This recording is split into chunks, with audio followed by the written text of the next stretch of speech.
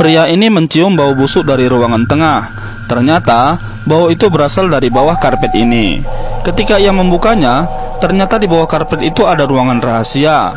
Tak lama kemudian, ia keluar ruangan dengan membopong seorang jenazah.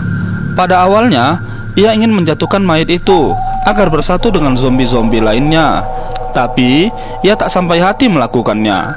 Lalu ia membawa mayat itu ke kamarnya. Kemudian ia menutup mayat itu hingga jadi seperti ini. Lalu ia mengambil foto mayat itu dan meletakkannya di samping jenazah itu. Lalu ia juga mengambil perhiasan untuk si mayat, lalu meletakkannya di sampingnya. Kemudian ia berdiri sejenak untuk memberi penghormatan kepadanya. Setelah itu, ia pergi meninggalkan dua jenazah itu di kamarnya.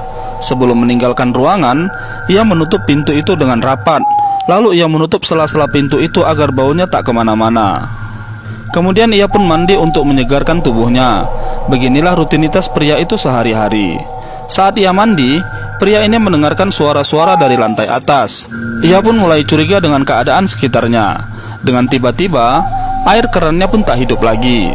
Ia kembali mencoba menghidupkan keran air, tapi ternyata airnya tak mau hidup. Di malam hari, ia tidur dengan sangat pulas. Tiba-tiba, satu suara kembali mengejutkannya. Suara itu semakin lama semakin dekat dengannya. Dengan cepat, ia menodongkan senjatanya ke arah pintu. Saat pelatuknya ditarik, ternyata pelurunya telah habis. Pintu kamarnya kembali didobrak orang tak dikenal. Ternyata mereka adalah para zombie yang siap untuk menghabisinya. Apakah yang akan terjadi kemudian dengan pria ini? Mari kita lanjut part